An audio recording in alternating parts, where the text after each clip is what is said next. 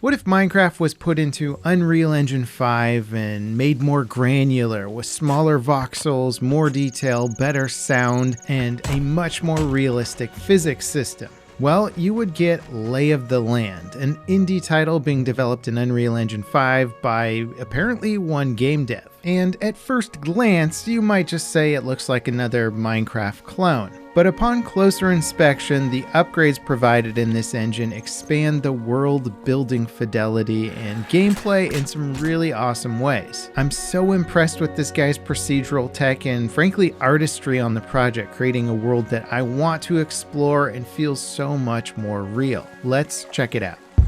Now, Lay of the Land is currently in development and you can get access to an early build via the developer's Patreon. I saw some of their videos on social media almost mistaking it for Minecraft with some of the highly upgraded ray tracing mods. If you've seen some of my other coverage of Minecraft, you'll know just how good it can look with the right sets of mods. However, I noticed pretty quickly that the more detailed voxel layout really set this game apart visually, so I signed up for the dev's Patreon to get access, and as soon as I started playing, I could tell that this game was special. Like Minecraft, Lay of the Land is a voxel-based survival crafting game where you mine resources to build bases and gear that help you mine and craft more stuff. There's multiple biomes, mobs to fight, animals to admire, caves to spelunk, and even a volcano to climb. And instead of the massive blocky voxels that we're used to from Minecraft, this game has much smaller ones that allow for more granular objects and landscapes. Though it doesn't use as many sprites to render things out like grass, which are instead made from the voxels themselves for a very different visual look.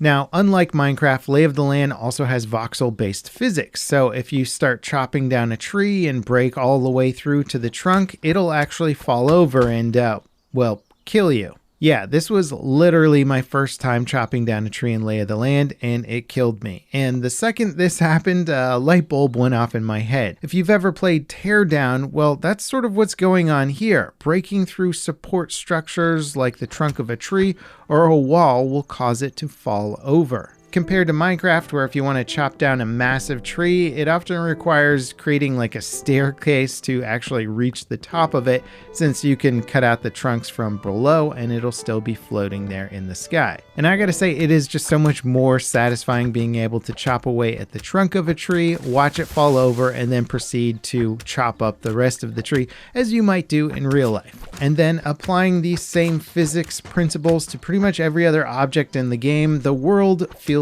so much more alive and reactive.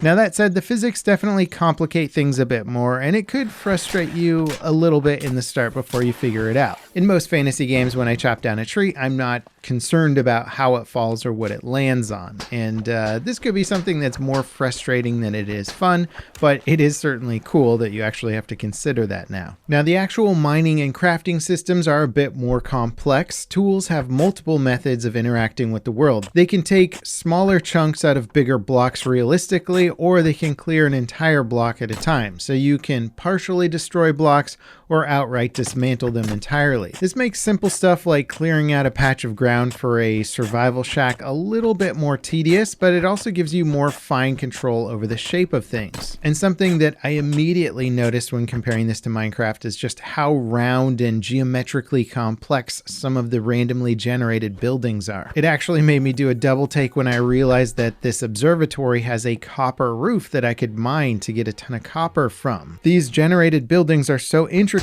that I actually forgot that I could just mine and interact with every surface on them and collect resources from them, because they just felt like a game asset that was supposed to be there in the world, not one that I could dismantle on a cellular level. So on one hand, it's extremely cool that you can make such complex structures, and on the other hand, it does make building a little bit more complicated. Not necessarily slower, they have some really good tools in there to speed it up, but you got to do a little bit more learning as opposed to Minecraft's simple block stacking system. You can instantly build an entire wall by selecting the start and end point. The game dynamically fills in the volume between the 2 points, and you can still place individual blocks if you want to customize things further. Now, as for how you craft your tools and weapons in the game, Lay of the Land takes a novel approach. Instead of using a building grid user interface, you'll place the individual components you need on the ground. Interacting with the pile will let you craft from all the possible tools you can make from those resources. So if you drop a few sticks and flint and rope, you can make a shovel or an axe or even a bow.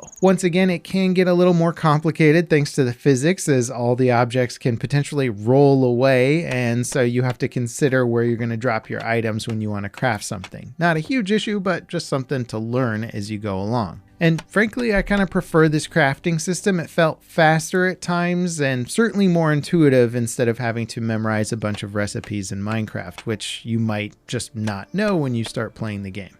Now, once I got a little house and some weapons taken care of, I set out to explore the world, quickly running into the various bad guys that inhabit it. The mobs in Lay of the Land are actually pretty challenging to fight. They do a ton of damage and can take several hits from even high quality silver weapons. I did die quite a bit, which honestly reminds me a lot of Minecraft when you're first getting started and get caught outside at night. There's a pretty good variety of enemies. There's skeletons, spiders, centipedes, mini tornado making floaty guys, slime balls, grenadiers, and even mechanical crab-like enemies and scorpions. They all have their own attack patterns and movement mechanics to deal with. And to fight them, you have a variety of weapons like swords, axes, daggers. There's also a bow and a magical staff that lets you cast spells that you can learn by finding their recipes from around the world. Now, at least for the time being, you don't lose any items when you die. You'll respawn at the spawn point for your world or your bed, and you can just carry on like nothing happened. I think this is currently done as a concession in case any bugs or weird issues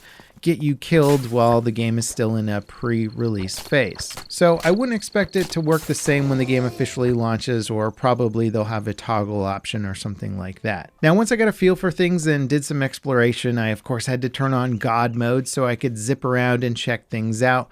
And I realized that one of Minecraft's coolest features is not present in this game. The world is not an infinitely large sandbox. You're spawned into a map that's effectively a massive island with an ocean surrounding it. Now, the island is still pretty massive. It has tons of biomes to explore, ruins to plunder, tons of different features and randomly generated stuff, but it's hard to deny that climbing a volcano and being able to see the entire playable area sort of takes some of the mystery out of exploring. In Minecraft, I always feel like I'm one hill or one horizon line away from some crazy new adventure, and there's always something new to be found, where in this, I know the world is more finite. It's not to say that there isn't plenty of stuff to do on the island, it just is objectively smaller than Minecraft. Now, that said, the visuals and audio make up for the scale limit to a pretty large degree. The sound design is great and makes the world feel so much more real. Walking around all the various biomes and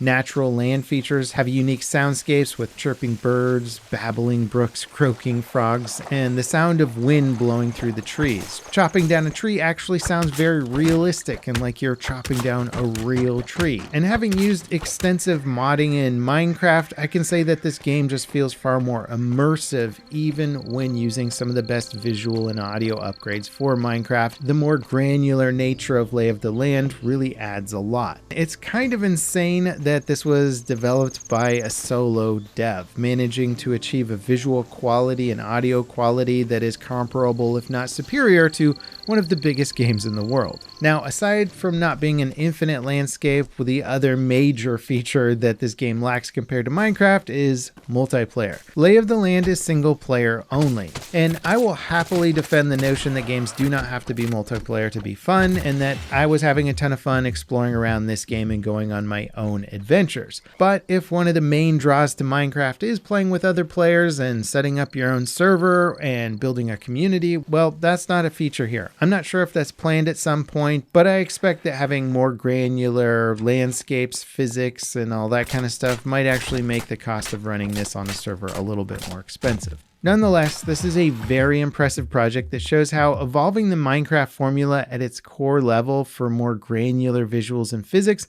adds an incredible amount of depth and realism to the world. It definitely makes me wish that Minecraft had a lot of what this game has, or that this game had some of what Minecraft has, neither game being completely perfect with its feature list, but offering really cool features on their own. I'll be following this project closely. It's not out on Steam yet, but you can wishlist it there, and you can get early access through the Patreon system.